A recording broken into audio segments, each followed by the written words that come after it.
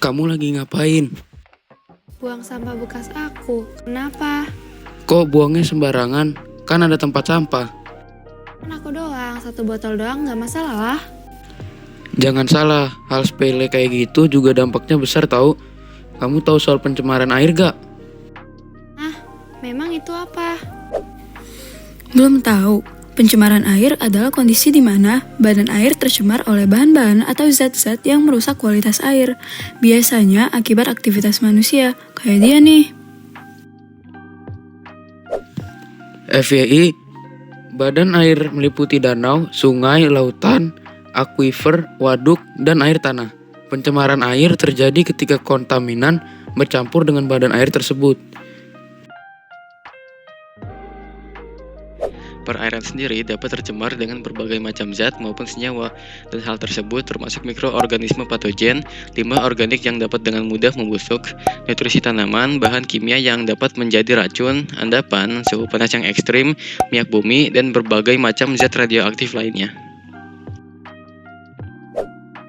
Ada pula sampah plastik, insektisida, limbah, deterjen, pupuk, zat belerang, sisa zat pembersih dan zat pestisida, senyawa seperti fosfat, sulfida, amoniak, dan lain-lain. Banyak banget dong. Ada penyebab lain gak sih?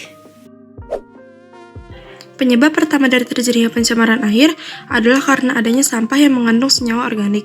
Sampah jenis ini biasanya berupa sampah industri makanan, sampah sisa rumah tangga, kotoran hewan dan manusia, pestisida, deterjen, hingga limbah minyak. Tidak sedikit juga industri pabrik yang menghasilkan limbah organik. Adapun endapan tanah biasanya karena adanya pengaruh dari lingkungan sekitar yang berupa tanah atau lumpur dari erosi, terutama di sungai yang berdekatan dengan gunung meletus. Pasti airnya akan tercemar oleh sisa-sisa material yang dikeluarkan oleh gunung tersebut.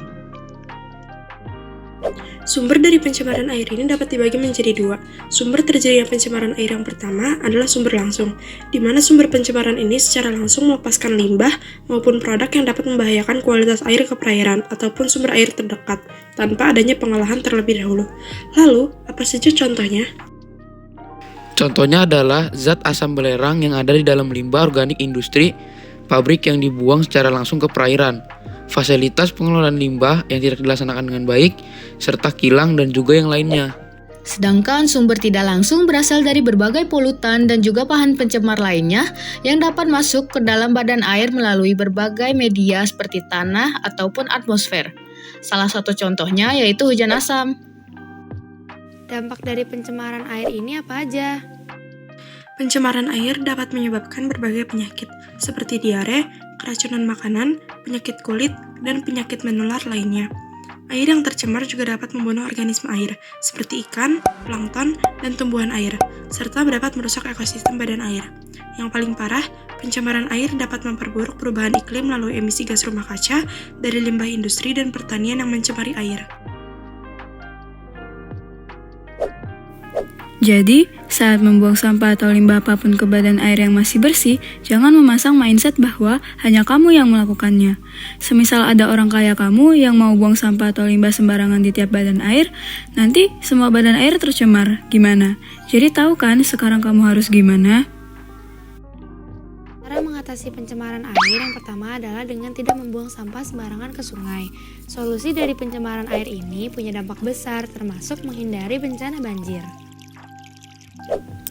Kedua, gunakan deterjen atau produk rumahan ramah lingkungan. Air sisa mencuci yang dihasilkan deterjen bisa menjadi sumber polusi air yang berbahaya, apalagi bila air deterjen langsung dibuang ke badan air. Solusi untuk pencemaran air berikutnya adalah dengan tidak menggunakan pestisida secara berlebih. Pestisida memang penting, tetapi bila dipakai berlebihan bisa merusak kondisi air. Ikutilah program gotong royong membersihkan badan air seperti sungai. Cara mengatasi pencemaran sungai yang diinisiasi pemerintah sangat baik untuk diikuti, serta dampaknya akan terasa dalam waktu yang singkat. Kategorikanlah sampah menjadi sampah organik dan sampah anorganik, dan lakukanlah 5R.